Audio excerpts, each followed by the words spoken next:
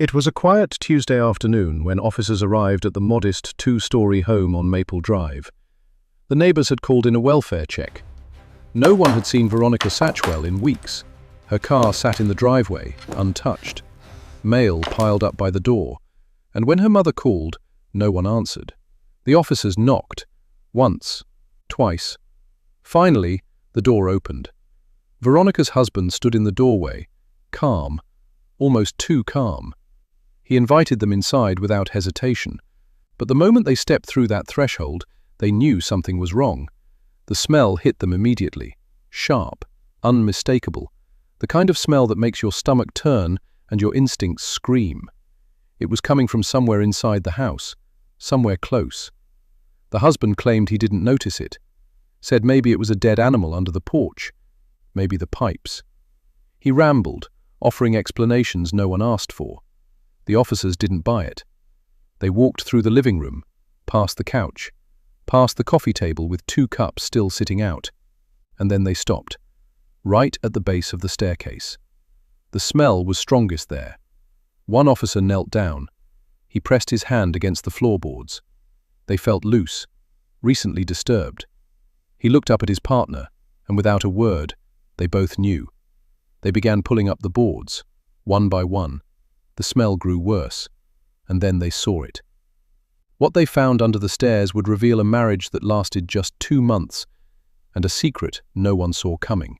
If you want to uncover more chilling true crime stories and see justice exposed, subscribe to Crime Vaults as we bring light to the darkest true crime cases and never miss the secrets hidden in plain sight. To understand what happened in that house, we need to go back. Back to who Veronica was before everything fell apart. Veronica Satchwell was 28 years old. She worked as a receptionist at a local dental clinic. She loved gardening, reading romance novels, and spending weekends with her younger sister. She was the kind of person who remembered birthdays, who brought cookies to work, who always saw the best in people. Her friends described her as gentle, trusting, maybe too trusting. Veronica had always dreamed of getting married, of having a family, of building a life with someone who loved her the way she loved them. And when she met him, she thought she'd found it. They met at a coffee shop. He was charming, attentive. He made her laugh. He texted her good morning every day. He told her she was beautiful. He told her she was special. Within 3 months, they were engaged. Her friends were surprised by how fast it moved.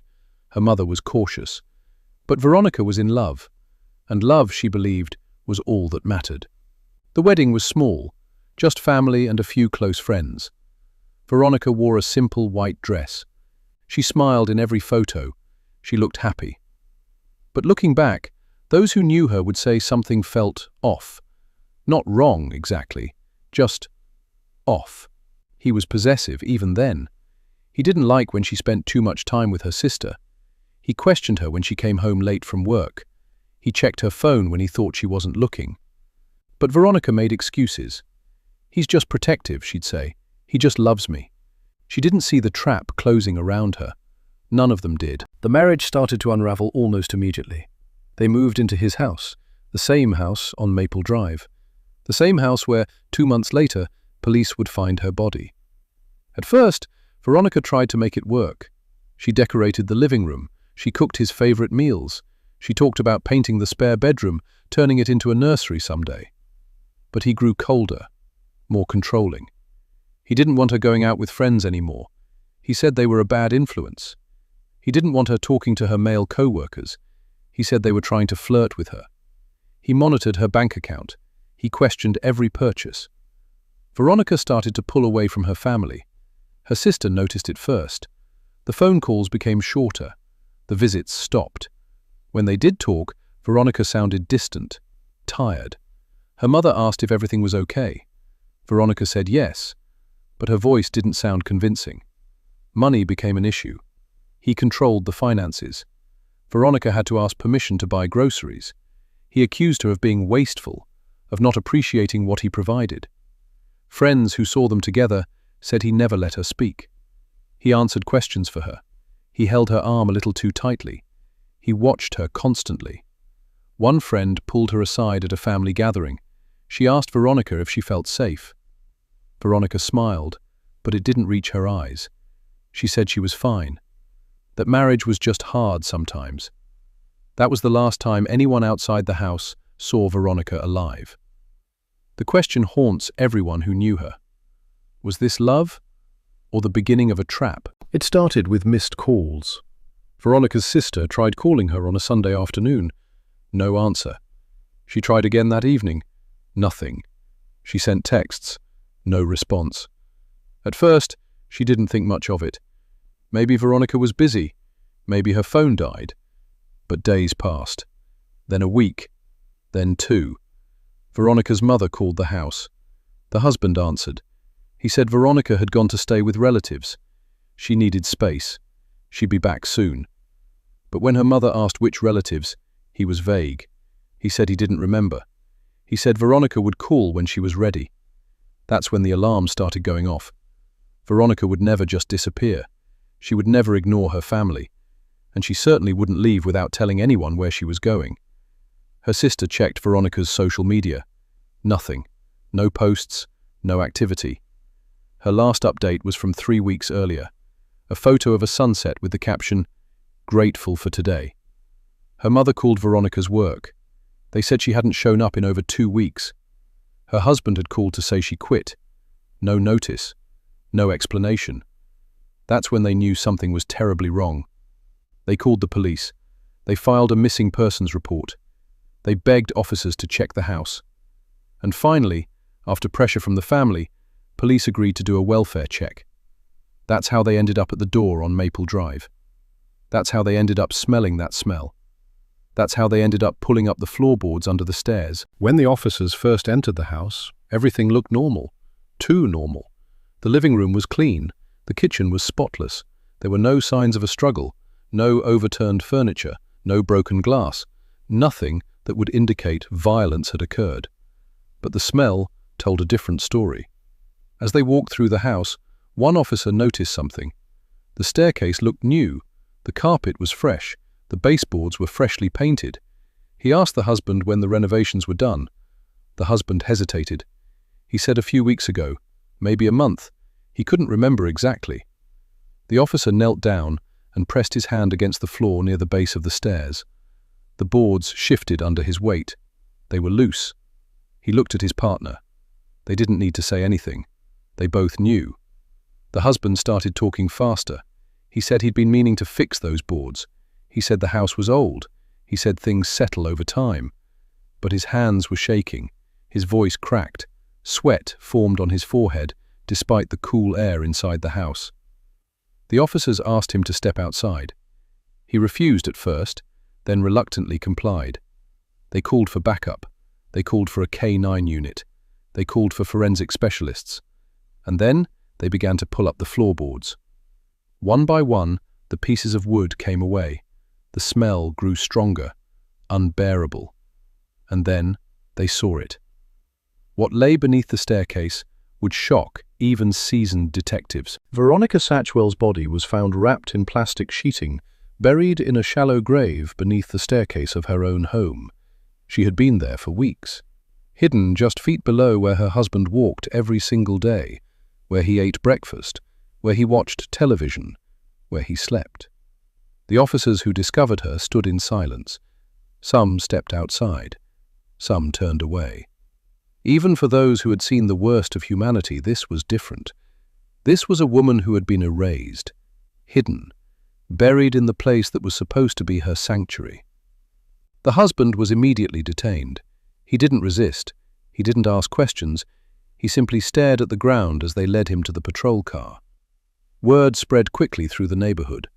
Neighbors gathered on the street, watching as crime scene tape went up, as investigators moved in and out of the house, as the coroner's van arrived. People were in shock. How could this happen? How could someone live above a grave and act like nothing was wrong?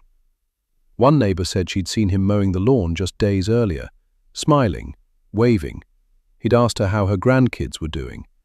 Another said he'd been grilling in the backyard the weekend before, music playing, beer in hand, acting like everything was fine. The community struggled to process it. This wasn't a stranger. This wasn't some random act of violence. This was a husband, a man who had vowed to love and protect her, and he had buried her under the stairs. The courtroom erupted as the verdict was read. Veronica's family sobbed. Strangers in the gallery nodded in grim satisfaction. The husband showed no emotion. He simply stared straight ahead as the judge sentenced him to life in prison without the possibility of parole. Veronica's mother gave a victim impact statement. She spoke directly to the man who had taken her daughter's life. She said, "You stole her future. You stole our family. You stole everything she could have been. And for what? Control? Pride? You are a coward." Her sister spoke next. She said, "Veronica believed in love. She believed in you, and you turned that love into a grave." The judge called the crime one of the most callous and calculated acts he had seen in his career. He said the defendant showed no remorse, no empathy, no humanity. The sentence was handed down, life without parole. As he was led out of the courtroom, cameras flashed, reporters shouted questions. He said nothing. The house on Maple Drive was eventually sold. The new owners tore out the staircase. They gutted the interior. They tried to erase what had happened there. But the neighbors remember. The community remembers. And Veronica's family will never forget. The trial began 6 months later. Prosecutors laid out a timeline that was as chilling as it was clear. Veronica and her husband had been married for just 8 weeks when she was killed. 8 weeks. The prosecution argued that the marriage was a facade, that he was controlling, manipulative, and violent, that when Veronica tried to leave, he killed her. They presented evidence of financial motive, of emotional abuse, of a man who couldn't stand the thought of losing control. The defense tried to claim it was an accident, a fight that went too far, a tragedy, not a murder. But the jury didn't buy it. You don't accidentally bury someone under the stairs. You don't accidentally send fake text messages. You don't accidentally lie to everyone who asks where your wife is. Witnesses testified about the way he treated her, the way he isolated her, the way he controlled every aspect of her life. Veronica's mother took the stand. She spoke through tears about the last time she saw her daughter, about the way Veronica seemed smaller somehow, quieter, like a light had been dimmed. Her sister spoke about the missed calls, the unanswered texts, the gut feeling that something was wrong. The prosecution's closing argument was simple. 2 months of marriage, a lifetime stolen. The courtroom was silent. After 3 days of deliberation, the jury returned with a verdict. Guilty. The courtroom erupted as the verdict was read. Veronica's family sobbed. Strangers in the gallery nodded in grim satisfaction. The husband showed no emotion. He simply stared straight ahead as the judge sentenced him to life in prison without the possibility of parole. Veronica's mother gave a victim impact statement. She spoke directly to the man who had taken her daughter's life. She said, "You stole her future. You stole our family. You stole everything she could have been. And for what? Control? Pride? You are a coward." Her sister spoke next. She said, "Veronica believed in love. She believed in you, and you turned that love into a grave." The judge called the crime one of the most callous and calculated acts he had seen in his career. He said the defendant showed no remorse, no empathy, no humanity. The sentence was handed down, life without parole. As he was led out of the courtroom, cameras flashed, reporters shouted questions. He said nothing. The house on Maple Drive was eventually sold. The new owners tore out the staircase. They gutted the interior. They tried to erase what had happened there. But the neighbors remember. The community remembers. And Veronica's family will never forget. Veronica Satchwell's story is not unique. Every year, thousands of people are killed by intimate partners.